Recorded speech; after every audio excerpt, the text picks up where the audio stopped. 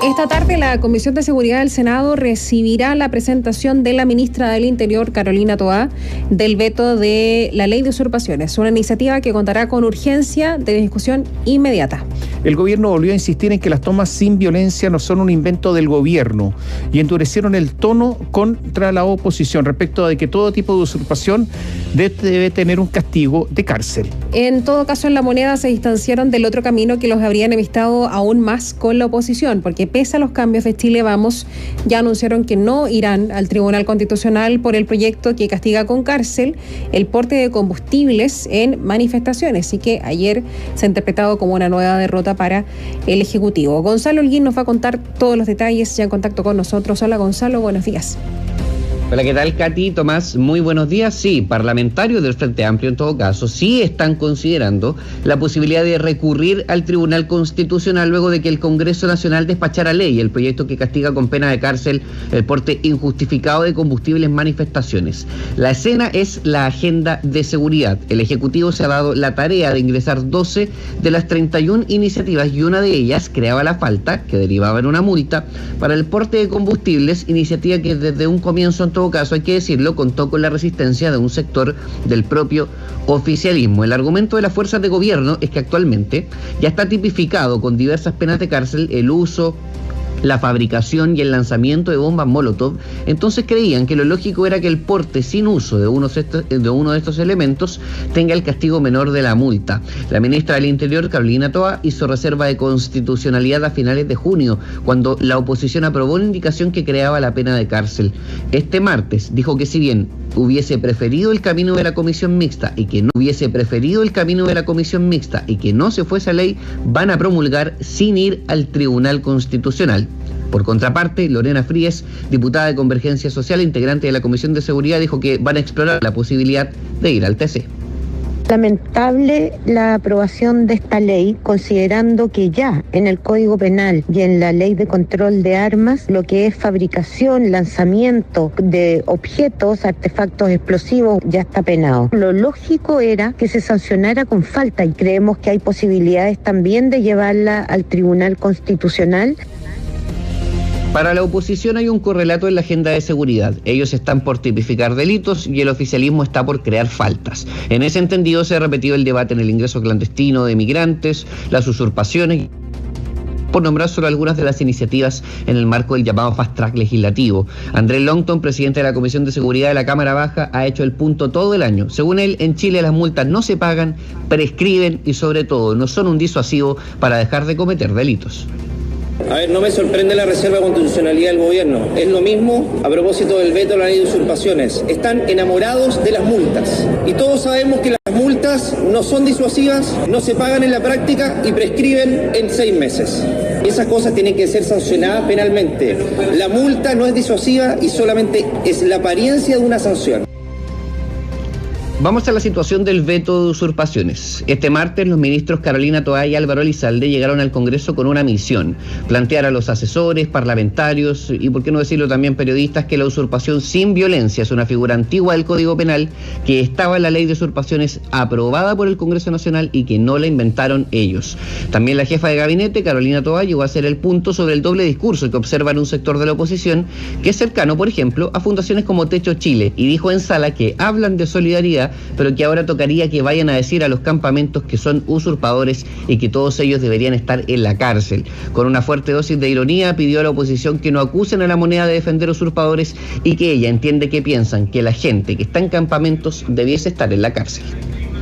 El concepto de usurpación no violenta no lo inventó el gobierno, está en la ley. En todos los casos va a ser delito. La policía va a poder actuar en cualquier momento. Entendemos que la derecha piense que todas las personas que están en campamentos deberían ser condenadas a la cárcel. Lo que pedimos es que ese debate se plantee en esos términos y no se diga que el Ejecutivo está protegiendo usurpadores.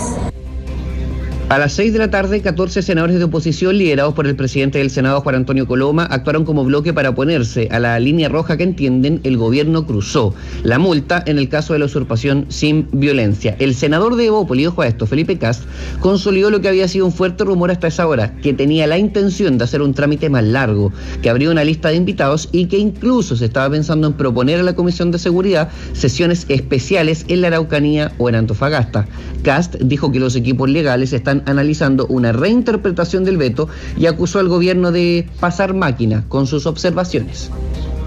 Nuestros abogados están trabajando. La agenda y el calendario lo vamos también a anunciar. Está citada la ministra Toá. La semana pasada, junto al senador Coloma y varios otros acá de la coalición, le propusimos al gobierno un acuerdo. Le dijimos al gobierno que estábamos dispuestos a que parte de lo que ellos plantearan se pudiera aprobar, pero que nunca cruzaran la línea roja de transformar pena de cárcel en multa. Y el gobierno quiso pasar la máquina y por eso estamos hoy día como estamos. El martes empezó con serias dudas de que el gobierno ingresara a una urgencia. Fuentes de la radio aseguran que en el Ministerio de las Express no había convencimiento de que fuese el mejor camino e incluso existía hasta una reserva técnica respecto de la pertinencia de una urgencia legislativa. Entendidos en las conversaciones, advierten que fue la ministra Toá la que hizo el punto de que debía ponerse una urgencia y que tenía que ser un trámite corto. De hecho, en el punto de prensa que dio en el Senado en conjunto con el ministro Álvaro Elizalde, fue ella quien hizo que Elizalde anunciara la urgencia de discusión inmediata que va a ingresar hoy mismo. Desde las 12:30 horas comienza el trabajo de la Comisión de Seguridad del Senado con la presentación de Toá sobre el veto y Kast pretende dar a conocer un calendario de visitas que incluiría a gobernadores regionales y organizaciones de víctimas de usurpaciones. Desde la centroizquierda se le advirtió al gobierno que apurar a la oposición con esta urgencia podría tensionar aún más las cosas. Esto principalmente, Katy Tomás, porque durante esta jornada de martes quedó de manifiesto que este es un sector que no olvida que cuando el presidente Sebastián Piñera presentó el veto presidencial al proyecto del Servicio de Mejor Niñez, el Congreso se demoró casi 4 meses en despacharlo. A ver, mira, varias cosas sobre el tema. Yo no entiendo, a ver, ¿por qué se llega a toda esta discusión de la legítima defensa privilegiada, si es violenta, si no violenta, con Carolina Toá, que en algún momento dijo son pacíficas, entonces le rechazaron, esto no es pacífico, ¿cómo va a ser pacífico una toma? Que alguien se apropie de la propiedad de otro. Entonces, bueno, tuvo que rectificar y el gobierno entonces entró en otra distinción, dice violenta y no violenta. Se eliminó el concepto pacífico y dice, bueno, pero si la legislación actual está en el Código Penal. Yo quiero recordar que el Código Penal y estas normas en específico son de 1875. O sea, tienen casi 150 años, digamos. Entonces, claro, llevan muchísimo tiempo. Entonces, por algo se está modificando. Yo no entiendo, Gonzalo, por qué, para no llegar a la defensa legítima privilegiada, no se establece un sistema enormemente eficiente para que el propietario, probando que es propietario, pueda pedir a la autoridad y ésta actúe de inmediato para sacar a las personas que han entrado a un lugar. Y se elimina toda esta discusión de la legítima defensa privilegiada y otras cosas más, o estas penas tan altas, porque ¿sabes lo que pasa acá? Lo que ocurre es que si se llega a la última ratio es porque todo está fallando. Y aquí hay desconfianza de los tribunales, yo creo que con alguna razón en muchos casos, de las autoridades y su concepción del derecho de propiedad. O sea, la desconfianza es enorme entre todos los sectores. Eliminar esa desconfianza de manera de establecer normas expeditas que permitan que los propietarios ejerzan su derecho.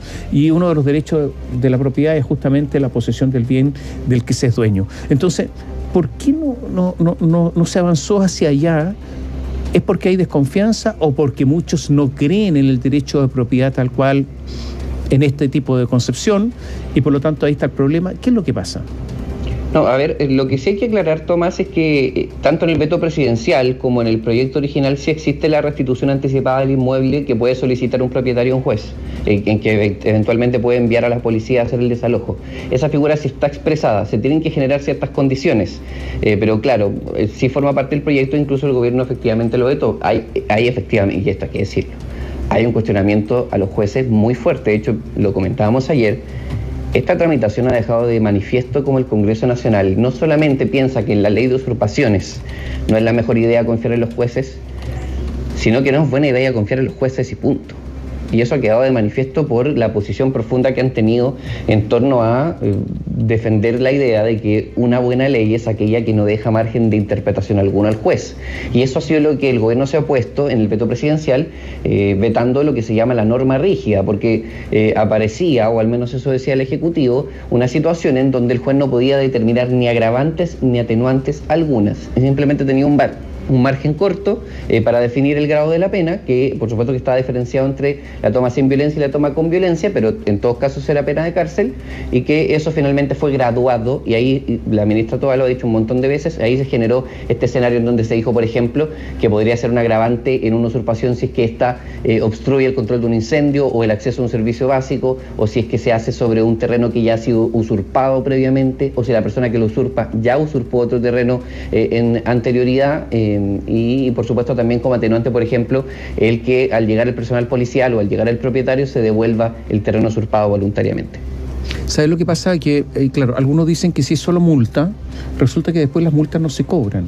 El sistema de cobro de multa, que las multas además tienen que ser, y si no se cobran, no constituyen un elemento que permita a las personas no reiterar esa misma acción, porque al final no hay sanción en la práctica, o sea, no es disuasiva esa sanción. Por eso está el problema de la multa, y por lo tanto no se entiende. Para algunos, la legítima defensa privilegiada es un exceso, pero también exigen que otra sanción alternativa sea lo suficientemente disuasiva. Y aparentemente esta no lo sería, porque además sería, dicen, una imposición al interior del gobierno del Partido Comunista, que no tiene una concepción de la propiedad como se tiene en el resto de la sociedad, eso todos lo sabemos. Entonces, ahí habría un problema. Y ahí está el gran nudo de la impresión, ¿no? Cuando dicen, y en esto hay que ser muy preciso, cuando dicen que en esta la ganada del Partido Comunista, habría que decir... Y del Frente Amplio, sectores del Frente Amplio. Efectivamente, y el Frente Amplio, y un sector del Frente Amplio, es cierto. Que la multa era algo que ellos querían, es cierto. Que lo propusieron en la moneda también es cierto. Lo que pasa es que ellos querían que fuese solo multa la toma sin violencia. Y lo que se ha hecho es que se ha dejado la opción al juez de que también pueda dar cárcel de todas maneras. ¿Y por qué decimos esto? Porque seguramente algún militante comunista o parlamentario, incluso de la bancada de la Cámara de Diputados, que entiendo que están analizando cómo votar, podrá pensar, bueno, la verdad es que no siento que gane mucho, porque en realidad lo que nosotros más queríamos era que se eliminara sí o sí la prisión, y de hecho ellos se enfrentan al dilema de qué hacer en la votación en sala, y si es que eventualmente se llegara a convertir en un veto aditivo, que de hecho me parece que en esa parte del veto, porque son 14 vetos, 14 observaciones, sí lo es, y nosotros siempre estamos explicando la regla del veto. Cuando un veto es aditivo, eso quiere decir que cuando agrega algo, si es que el Congreso rechaza, en vez de los otros tipos de veto, no tienen que insistir. ¿Por qué? Porque se entiende por mantenido aquello que el gobierno... Entonces, si que se mantiene, eso significa que la oposición, la derecha, los autores del proyecto, mantendrían que solo va a ser cárcel y se va a desechar el camino de la multa. Entonces, si es que eso termina ocurriendo, la presión está para el Partido Comunista y para el Frente Amplio en apoyar ese veto en particular, el veto que me parece que es el número 5. Si es que no lo apoyan, existe la matemática, está clara, la posibilidad creciente de que solamente queden para tener que elegir o solo cárcel o multicárcel. Muchas gracias. Buenos días. Chao, Gonzalo, hasta pronto. A ver, veamos un caso concreto.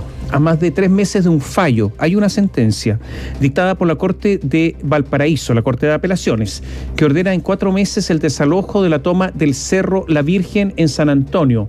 Surgen cifras que dan cuenta del explosivo crecimiento de este asentamiento ilegal que experimentó en el último año, mientras el recurso de protección se tramitaba. O sea, se empeoró, se agravó, digamos, se agravó la situación. De acuerdo con el director del Servicio de Vivienda y Urbanismo, el Servio de la región de Valparaíso, Rodrigo Uribe, desde 2022 a la fecha pasó de tener 2.881 familias a más de 5.600 familias, con una estimación de 15.000 ocupantes. La toma partió en octubre de 2019, en el inicio de la revuelta o del estallido social. Pese a que se trata de una orden judicial que reprochó la ocupación como espuria y contraria al Estado de Derecho, el presidente de esa instancia parlamentaria, que es Tomás Hirt, de Acción Humanista, calificó como delirante solo intentar un desalojo de esa magnitud. Dijo, creo que en eso, se refiere a la necesidad de frenar el desalojo, coincidimos todos y todas en que es imposible siquiera pensar en un desalojo de 15.000 personas. Francamente es delirante la idea. Tampoco es aceptable el desalojo de un porcentaje o de un pequeño número, dadas las condiciones en las cuales están las familias. Esto lo dijo en la última sesión, eso fue el miércoles pasado. De acuerdo con los dirigentes del campamento, el 33% de los habitantes son niños y el 27% son extranjeros, muchos de ellos indocumentados. El abogado de los dueños de las 204 hectáreas de terreno, Diego Pereira, deploró las declaraciones del diputado Tomás Hirsch, dado que aluden en forma crítica a un poder del Estado independiente del legislativo, como es el judicial.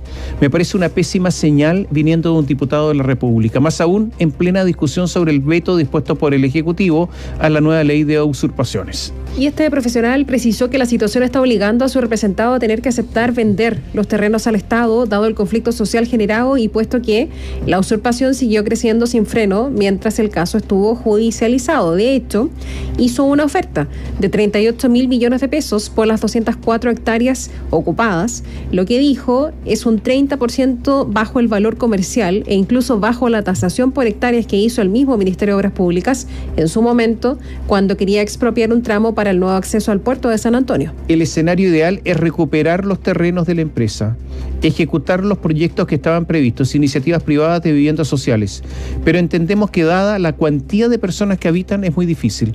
Nos han obligado a llegar a un acuerdo que desde el punto de vista de la dificultad del cumplimiento del fallo estamos dispuestos a aceptar, dijo Pereira. Que el Estado compre terrenos desvalorizados por su usurpación ilegal para cederlos a sus ocupantes es una fórmula que fue planteada por el entonces ministro secretario general de la Presidencia, Giorgio Jackson, respecto de las ocupaciones de predios agrícolas y forestales en el sur, el llamado win-win, es decir, todos ganan, cuando en agosto del año pasado dijo, muchas forestales se están vendiendo porque no les sirve de nada tener los predios tomados y les conviene.